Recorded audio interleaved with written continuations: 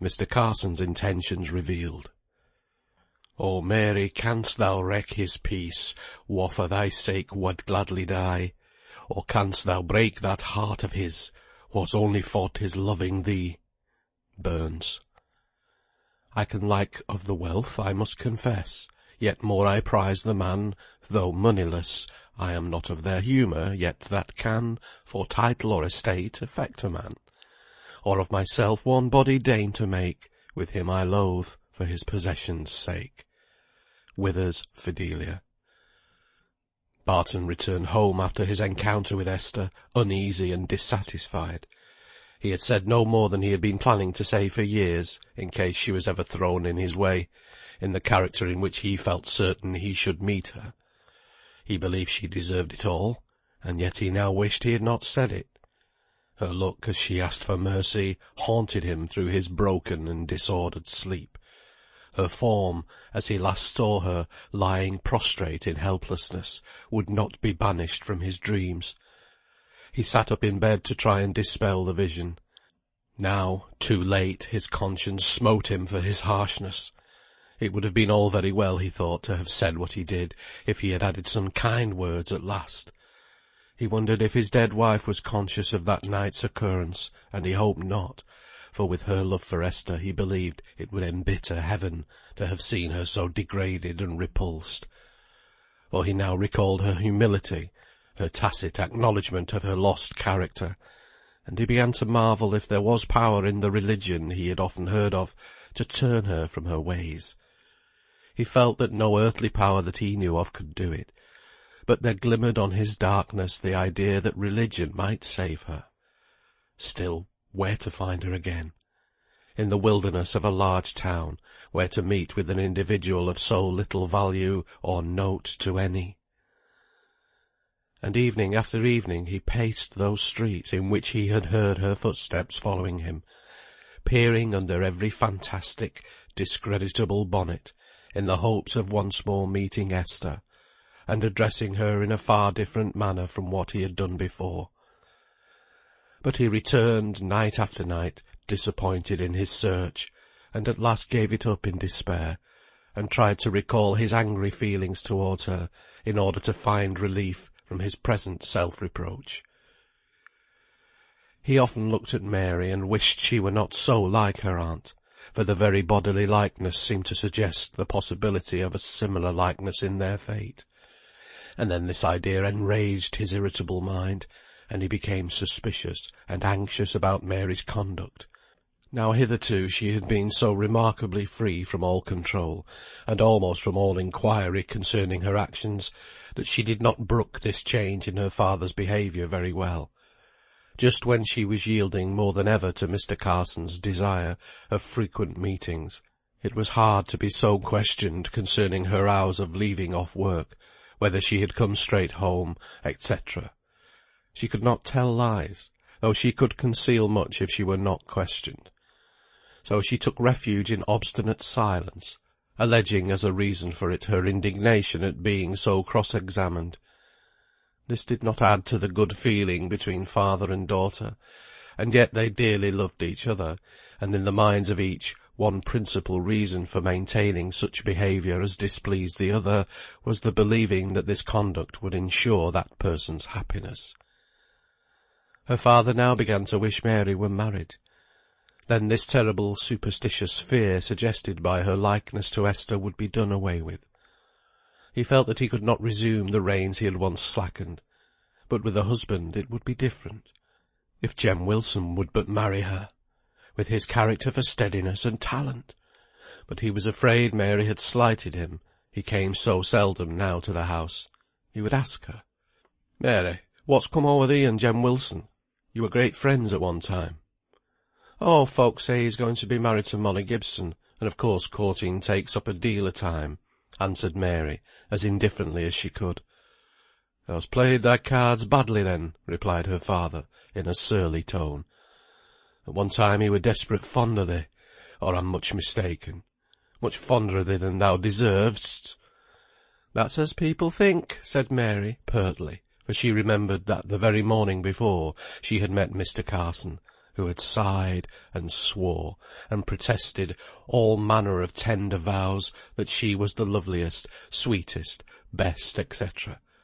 And when she had seen him afterwards riding with one of his beautiful sisters, had he not evidently pointed her out as in some way or other an object worthy of attention and interest, and then lingered behind his sister's horse for a moment to kiss his hand repeatedly? So, as for Jem Wilson, she could whistle him down the wind.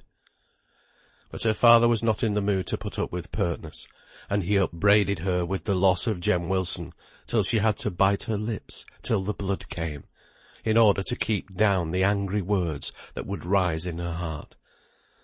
At last her father left the house, and then she might give way to her passionate tears.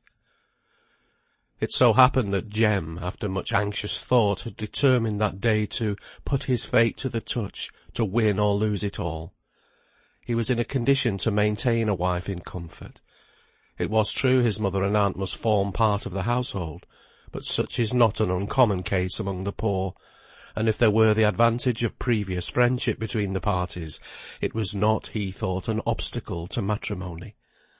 Both mother and aunt, he believed, would welcome Mary, and oh, what a certainty of happiness the idea of that welcome implied. He had been absent and abstracted all day long with the thought of the coming event of the evening. He almost smiled at himself for his care in washing and dressing in preparation for his visit to Mary. As if one waistcoat or another could decide his fate in so passionately momentous a thing. He believed he only delayed before his little looking-glass for cowardice, for absolute fear of a girl. He would try not to think so much about the affair, and he thought the more. Poor Jem, it is not an auspicious moment for thee. "Come in," said Mary, as some one knocked at the door, while she sat sadly at her sewing, trying to earn a few pence by working over hours at some mourning. Jem entered, looking more awkward and abashed than he had ever done before. Yet here was Mary all alone, just as he had hoped to find her. She did not ask him to take a chair, but after standing a minute or two he sat down near her. "Is your father at home, Mary?" said he, by way of making an opening, for she seemed determined to keep silence, and went on stitching away. "No, he's gone to his union, I suppose." Another silence. There was no use waiting, thought Jem. The subject would never be led to by any talk he could think of in his anxious, fluttered state. He had better begin at once. "Mary!" said he, and the unusual tone of his voice made her look up for an instant. But in that time she understood from his countenance what was coming, and her heart beat so suddenly and violently she could hardly sit still. Yet one thing she was sure of, nothing he could say should make her have him.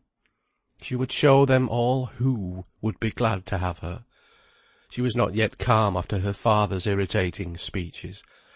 Yet her eyes fell veiled before that passionate look fixed upon her. "Dear Mary," for how dear you are I cannot rightly tell you in words. "It's no new story I'm going to speak about. You must have seen and known it long, for since we were boy and girl, I ha' loved you both father and mother and all I've thought on by day and dreamt on by night has been something in which you've had a share.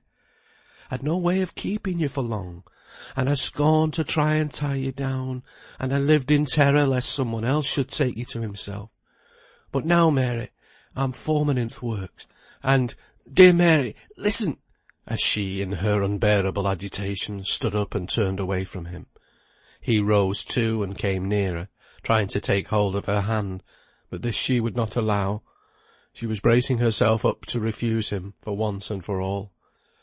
"And now, Mary, I've a home to offer you, and a heart as true as ever man had to love you and cherish you. We shall never be rich folk, I dare say, but if a loving heart and a strong right arm can shield you from sorrow or from want, mine shall do it. I cannot speak as I would like, my love won't let itself be put in words. But oh, darling, say you believe me, and that you'll be mine." She could not speak at once, her words would not come. "Mary, they say silence gives consent. Is it so?" he whispered. Now or never the effort must be made. "No, it does not with me." Her voice was calm, although she trembled from head to foot. "I will always be your friend, Jem, but I can never be your wife." "Not my wife," said he, mournfully. "Oh, Mary, think a while. You cannot be my friend if you will not be my wife. At least, I can never be content to be only your friend. Do think a while. If you say no, you will make me hopeless, desperate. It's no love of yesterday. It has made the very groundwork of all that people call good in me. I don't know what I shall be if you won't have me. And Mary, think how glad your father would be. It may sound vain, but he's told me more than once how much he should like to see us two married." Jem intended this for a powerful argument, but in Mary's present mood it told against him more than anything, for it suggested the false and foolish idea that her father, in his evident anxiety to promote her marriage with Jem, had been speaking to him on the subject with some degree of solicitation. "I tell you, Jem, it cannot be. Once for all, I will never marry you." "And is this the end of all my hopes and fears? The end of my life? I may say, for it is the end of all worth living for." His agitation rose and carried him into passion. "Mary, you'll hear, maybe, of me as a drunkard, and maybe as a thief, and maybe as a murderer. Remember, when all are speaking ill of me, you will have no right to blame me, for it's your cruelty that will have made me what I feel I shall become. You won't even say you'll try and like me, will you, Mary?" said he, suddenly changing his tone from threatening despair to fond, passionate entreaty, as he took her hand and held it forcibly between both of his, while he tried to catch a glimpse of her averted face. She was silent, but it was from deep and violent emotion. He could not bear to wait. He would not hope to be dashed away again. He rather in his bitterness of heart chose the certainty of despair, and before she could resolve what to answer, he flung away her hand and rushed out of the house. "Jem! Jem!" cried she, with faint and choking voice. It was too late.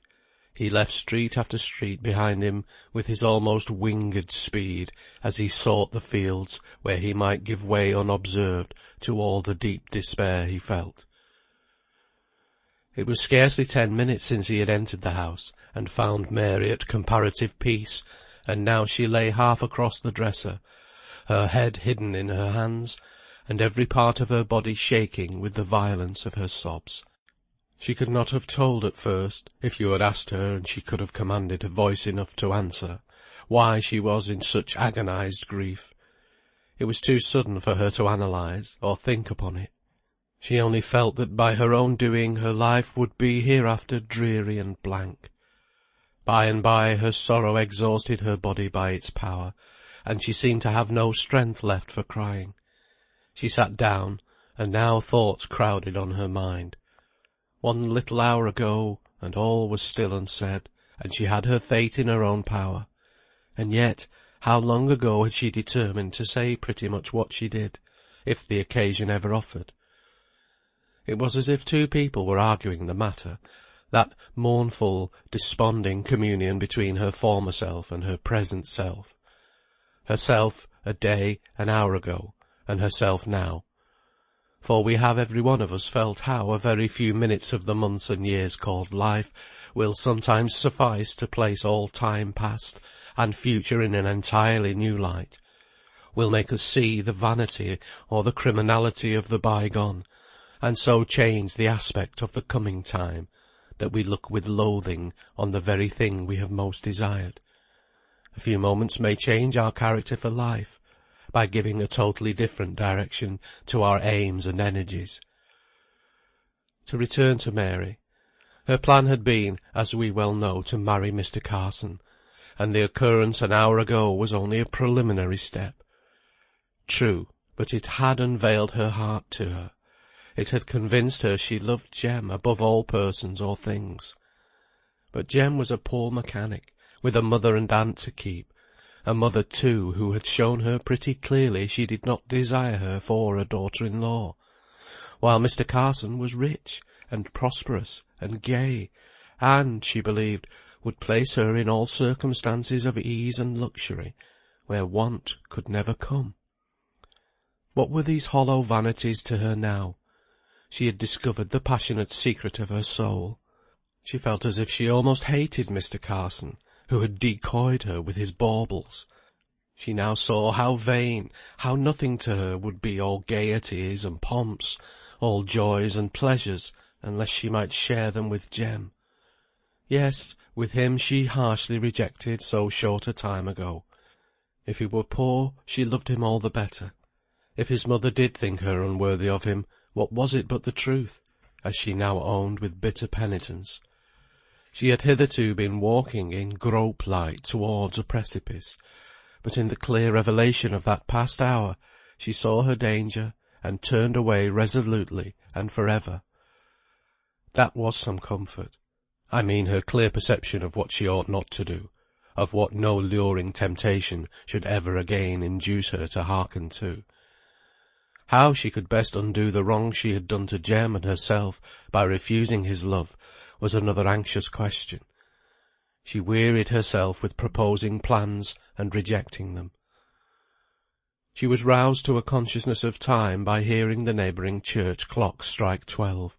Her father, she knew, might be expected home any minute, and she was in no mood for a meeting with him.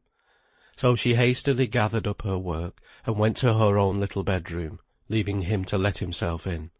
She put out her candle, that her father might not see its light under the door, and sat down on her bed to think. But after turning things over in her mind again and again, she could only determine at once to put an end to all further communication with Mr. Carson in the most decided way she could. Maidenly modesty, and true love is ever modest, seemed to oppose every plan she could think of, for showing Jem how much she repented her decision against him, and how dearly she had now discovered that she loved him. She came to the unusual wisdom of resolving to do nothing, but try and be patient, and improve circumstances as they might turn up. Surely if Jem knew of her remaining unmarried, he would try his fortune again. He would never be content with one rejection. She believed she could not in his place. She had been very wrong, but now she would try and do right, and have womanly patience, until he saw her changed and repentant mind in her natural actions. Even if she had to wait for years, it was no more than now it was easy to look forward to, as a penance for her giddy flirting on the one hand, and her cruel mistake concerning her feelings on the other. So anticipating a happy ending to the course of her love, however distant it might be, she fell asleep, just as the earliest factory bells were ringing. She had sunk down in her clothes, and her sleep was unrefreshing. She wakened up shivery and chill in body, and sorrow-stricken in mind, though she could not at first rightly tell the cause of her depression.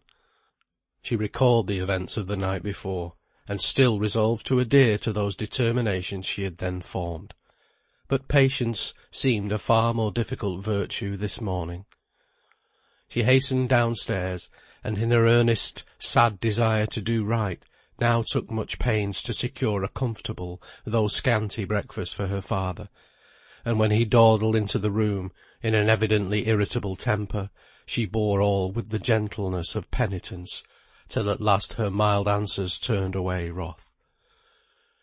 She loathed the idea of meeting Sally Leadbitter at her daily work, yet it must be done, and she tried to nerve herself for the encounter, and to make it at once understood that, having determined to give up having anything further to do with Mr. Carson, she considered the bond of intimacy broken between them. But Sally was not the person to let these resolutions be carried into effect too easily. She soon became aware of the present state of Mary's feelings, but she thought they merely arose from the changeableness of girlhood, and that the time would come when Mary would thank her for almost forcing her to keep up her meetings and communications with her rich lover. So, when 2 days had passed over in rather too marked avoidance of Sally on Mary's part, and when the former was made aware by Mr. Carson's complaints that Mary was not keeping her appointments with him, and that unless he detained her by force, he had no chance of obtaining a word as she passed him in the street on her rapid walk home, she resolved to compel Mary to what she called her own good. She took no notice during the third day of Mary's avoidance as they sat at work. She rather seemed to acquiesce in the coolness of their intercourse. She put away her sewing early, and went home to her mother, who, she said, was more ailing than usual. The other girls soon followed her example, and Mary, casting a rapid glance up and down the street, as she stood last on Miss Simmonds' doorstep, darted homewards, in hopes of avoiding the person whom she was fast learning to dread. That night she was safe from any encounter on her road, and she arrived at home, which she found, as she expected, empty, for she knew it was a club night, which her father would not miss. She sat down to recover breath, and to still her heart, which panted more from nervousness than from over-exertion, although she had walked so quickly. Then she rose, and taking off her bonnet, her eye caught the form of Sally Leadbitter passing the window with a lingering step, and looking into the darkness with all her might, as if to ascertain if Mary were returned. In an instant she repassed and knocked at the house door, but without awaiting an answer, she entered. "Well, Mary dear," knowing well how little dear Mary considered her just then, "it's so difficult to get any comfortable talk at Miss Simmonds'. I thought I'd just step up and see you at home." "I understood from what you said your mother was ailing, and that you wanted to be with her," replied Mary, in no welcoming tone. "Ay, but mother's better now," said the unabashed Sally. "Your father's out, I suppose?" looking round as well as she could, for Mary made no haste to perform the hospitable offices of striking a match and lighting a candle. "Yes, he's out," said Mary, shortly, and busying herself at last about the candle, without ever asking her visitor to sit down. "So much the better," answered Sally, "for to tell you the truth, Mary, I've a friend at Thendert Street, as is anxious to come and see you at home, since you're grown so particular as not to like to speak to him in the street. He'll be here directly." "Oh, Sally, don't let him," said Mary, speaking at last heartily, and running to the door she would have fastened it, but Sally held her hands, laughing meanwhile at her distress. "Oh, please, Sally," struggling. "Dear Sally, don't let him come here. The neighbours will so talk, and father'll go mad if he hears. He'll kill me. Sally, he will. Besides, I don't love him. I never did. Oh, let me go," as footsteps approached, and then, as they passed the house, and seemed to give her a respite, she continued, "Do, Sally, dear Sally, go and tell him I don't love him, and that I don't want to have anything more to do with him. It was very wrong, I dare say, keeping company with him at all, but I'm very sorry if I've led him to think too much of me, and I don't want him to think any more. Will you tell him this, Sally, and I'll do anything for you if you will." "I'll tell you what I'll do," said Sally, in a more relenting mood. "I'll go back with you to where he's waiting for us, or rather I should say, where I told him to wait for a quarter of an hour, till I seed if your father was at home. And if I didn't come back in that time, he said he'd come here, and break the door open, but he'd see you." "Oh, let us go, said Mary, feeling that the interview must be, and had better be anywhere than at home, where her father might return any minute. She snatched up her bonnet, and was at the end of the court in an instant. But then, not knowing whether to turn to the right or to the left, she was obliged to wait for Sally, who came leisurely up, and put her arm through Mary's, with a kind of decided hold, intended to prevent the possibility of her changing her mind, and turning back. But this, under the circumstances, was quite different to Mary's plan. She had wondered more than once if she must not have another interview with Mr. Carson, and had then determined, while she expressed her resolution that it should be the final one, to tell him how sorry she was if she had thoughtlessly given him false hopes. For be it remembered, she had the innocence or the ignorance to believe his intentions honourable, and he, feeling that at any price he must have her, only that he would obtain her as cheaply as he could, had never undeceived her, while Sally Leadbitter laughed in her sleeve at them both, and wondered how it would all end. whether Mary would gain her point of marriage, with her sly affectation of believing such to be Mr. Carson's intention in courting her. Not very far from the end of the street, into which the court where Mary lived opened, they met Mr. Carson, his hat a good deal slouched over his face, as if afraid of being recognised. He turned when he saw them coming, and led the way without uttering a word, although they were close behind, to a street of half-finished houses. The length of the walk gave Mary time to recoil from the interview which was to follow, but even if her own resolve to go through with it had failed, there was the steady grasp of Sally Leadbitter, which she could not evade without an absolute struggle. At last he stopped in the shelter and concealment of a wooden fence, put up to keep the building rubbish from intruding on the foot pavement. Inside this fence, a minute afterwards, the girls were standing by him, Mary now returning Sally's detaining grasp with interest, for she had determined on the way to make her a witness, willing or unwilling, to the ensuing conversation. But Sally's curiosity led her to be a very passive prisoner in Mary's hold. With more freedom than he had ever used before, Mr. Carson put his arm firmly round Mary's waist, in spite of her indignant resistance. "Nay, nay, you little witch! Now I have caught you, I shall keep you prisoner. Tell me now what has made you run away from me so fast these few days. Tell me, you sweet little coquette." Mary ceased struggling, but turned so as to be almost opposite to him, while she spoke out calmly and boldly. "Mr. Carson, I want to speak to you for once and for all. Since I met you last Monday evening, I have made up my mind to have nothing more to do with you. I know I've been wrong in leading you to think I liked you, but I believe I didn't rightly know my own mind, and I humbly beg your pardon, sir, if I've led you to think too much of me." For an instant he was surprised. The next, vanity came to his aid, and convinced him that she could only be joking. He, young, agreeable, rich, handsome! No! She was only showing a little womanly fondness for coquetting. "You're a darling little rascal to go on in this way. Humbly begging my pardon if you've made me think too much of you, as if you didn't know I think of you from morning to night. But you want to be told it again and again, do you? No, indeed, sir, I don't. I would far liefer that you should say you will never think of me again, than that you should speak of me in this way.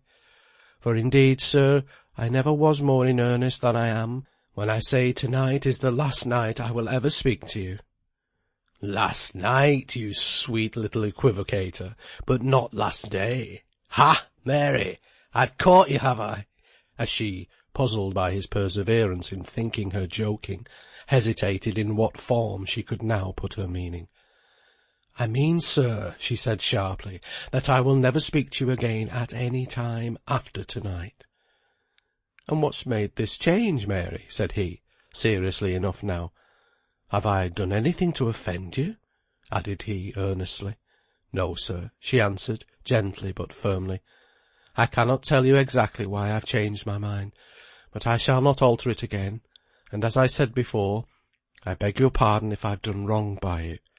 And now, sir, if you please, good night." "But I do not please. You shall not go. What have I done, Mary? Tell me. You must not go without telling me how I have vexed you. What would you have me do?" "Nothing, sir," but in an agitated tone. "Oh, let me go. You cannot change my mind. It's quite made up. Oh, sir, why do you hold me so tight? If you will know why I won't have anything more to do with you, it is that I cannot love you. I have tried, and I really cannot." This naive and candid avowal served her but little. He could not understand how it could be true. Some reason lurked behind. He was passionately in love. What should he do to tempt her? A thought struck him. "Listen, Mary! Nay, I cannot let you go till you've heard me. I do love you dearly, and I won't believe but what you love me a very little. Just a very little. Well, if you don't like to own it, never mind. I only want now to tell you how much I love you, by what I am ready to give up for you. You know, or perhaps you are not fully aware, how little my father and mother would like me to marry you. So angry would they be, and so much ridicule should I have to brave, But of course I have never thought of it till now. I thought we could be happy enough without marriage." Deep sank those words into Mary's heart. "But now, if you like, I'll get a licence tomorrow morning, nay, tonight, and I'll marry you in defiance of all the world, rather than give you up. In a year or two my father will forgive me, and meanwhile you shall have every luxury money can purchase, and every charm that love can devise to make your life happy. After all, my mother was but a factory girl." This was said half to himself, as if to reconcile himself to this bold step. "Now, Mary, you see how willing I am to sacrifice a good deal for you. I even offer you marriage, to satisfy your little ambitious heart. So now, won't you say you can love me a little bit?" He pulled her towards him. To his surprise, she still resisted. Yes, though all she had pictured to herself for so many months, in being the wife of Mr. Carson, was now within her grasp, she resisted. His speech had given her but one feeling, that of exceeding great relief. For she had dreaded, now she knew what true love was, to think of the attachment she might have created, the deep feeling her flirting conduct might have called out. She had loaded herself with reproaches for the misery she might have caused. It was a relief to gather that the attachment was of that low, despicable kind, which can plan to seduce the object of its affection, that the feeling she had caused was shallow enough, for it only pretended to embrace self at the expense of the misery, the ruin of one falsely termed beloved. She need not be penitent to such a plotter. That was the relief. "I am obliged to you, sir, for telling me what you have. You may think I am a fool, but I did think you meant to marry me all along. And yet, thinking so, I felt I could not love you. Still, I felt sorry I had gone so far in keeping company with you. Now, sir, I tell you, if I had loved you before, I don't think I should have loved you now you have told me you meant to ruin me. For that's the plain English of not meaning to marry me till just this minute. I said I was sorry, and humbly begged your pardon. That was before I knew what you were. Now I scorn you, sir, for plotting to ruin a poor girl. Good night." And with a wrench for which she had reserved all her strength, she was off like a bolt. They heard her flying footsteps echo down the quiet street. The next sound was Sally's laugh, which grated on Mr. Carson's ears, and keenly irritated him. "And what do you find so amusing, Sally?" asked he.